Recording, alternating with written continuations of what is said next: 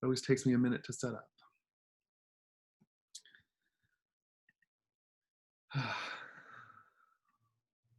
While we were still sinners, Christ died for us. While we were still sinners, Christ died for us. This is not the passage that most Episcopal preachers would tend to choose from among today's lectionary selections.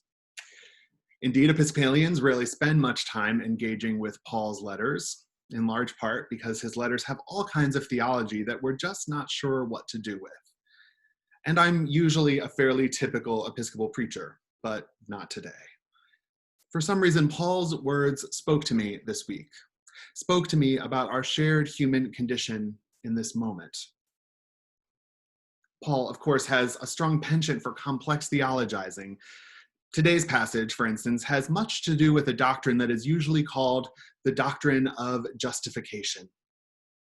Now, before your eyes glaze over, justification is really important, and it's pretty interesting too. So I invite you to stay tuned and give it a try, at least for a moment. You see, arguments about justification were a huge part of what drove the Protestant Reformation. And our own internal arguments about justification are also a huge part of what drives each one of us. How do I justify my life? How do I know if I'm good enough, if I'm doing or giving enough, if I'm trying hard enough, if I'm enough for God, for others, even for myself? These are big questions, and they're questions that most of us ask pretty frequently in one form or another. They're not quite questions about self-esteem, but they verge into that territory. They're most certainly questions that engage with the guilt that many of us feel deep in our bones, the guilt that drives us, but also plagues us and sometimes paralyzes us. The Protestant Reformation's answer to all of these questions is that we are already enough. Even as sinners, we are enough and more than enough for God. Hear again these words from Paul's letter to the Romans. For while we were still weak, at the right time Christ died for the ungodly. Indeed, rarely will anyone die for a righteous person, though perhaps for a good person, someone might actually dare to die. But God proves God's love for us in that while we were still sinners, Christ died for us.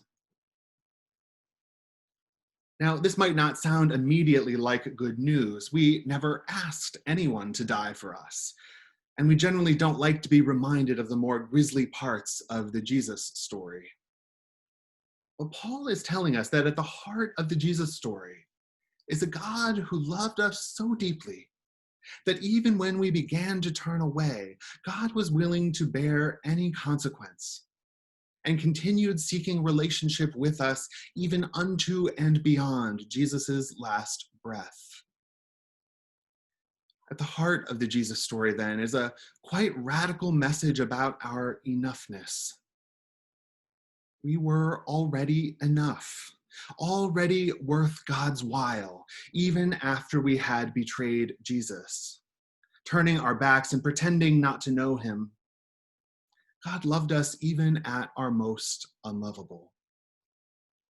In Jesus, God pursued us even from the depths of pain while hanging upon the cross. Father, forgive them, for they know not what they do. And this, my friends, is called grace. Unearned, unearnable, God's love poured out upon all flesh, worthy and unworthy alike. All made worthy by a God for whom sin is not a barrier to calling humanity beloved.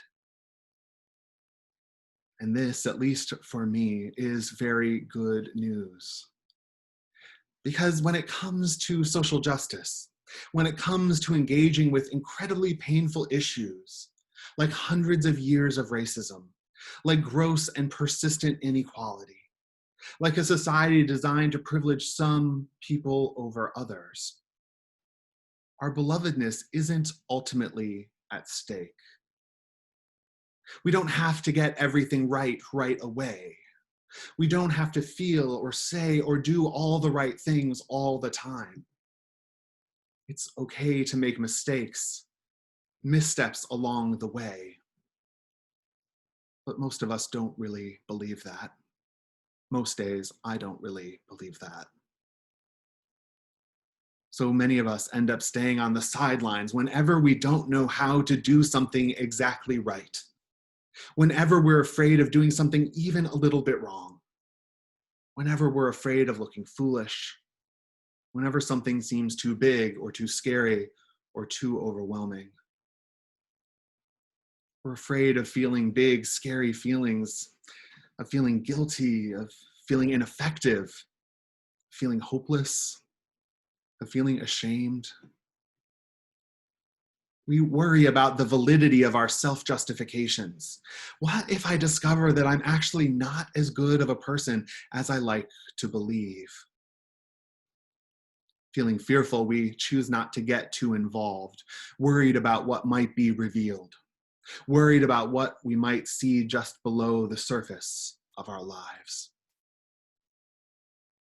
But what if we could look at the difficult parts of ourselves with a trust that nothing we might see is ever beyond redemption? What if we knew with a deep confidence that we are justified by something far beyond ourselves?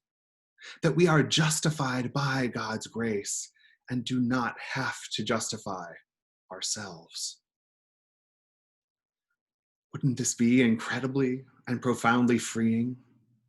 Wouldn't it free us to engage more fully with the suffering and pain of others, to take more risks for the sake of justice, to, in the words of the great Protestant reformer Martin Luther, to sin boldly?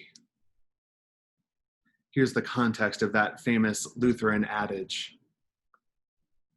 Martin Luther says, "If you are a preacher of grace, then preach a true and not a fictitious grace.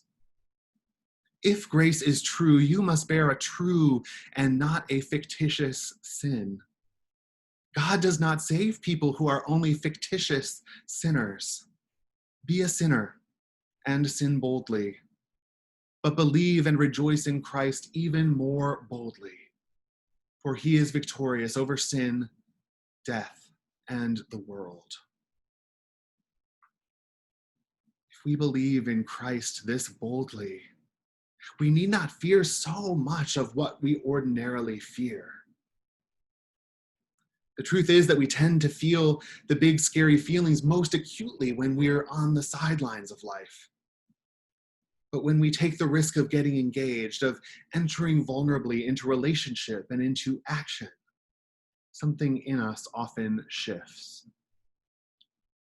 We worry less about how we might be perceived and more about what others need and how we might help meet those needs. We find ourselves strangely and wonderfully free. And this, of course, is what grace is meant to do. We do not serve our neighbor to earn God's favor or to make ourselves feel better about our privilege, but because we are freed by God's grace to be an instrument of love in the world. We have been liberated by love for love, to make love grow and grow and grow. And this is the heart of Christianity. Christianity is not here to tell you to be better, that you should try harder, that you should feel guilty for everything you haven't done. Christianity is here to tell you that you are free and to help you get creative about how you might put your freedom to really good use. It's different. It's not the story most of us have learned and internalized, but it's time. It's time for a better story. A story that frees us to be truth tellers, justice seekers, and hope mongers. A story that helps us to free captives, including ourselves.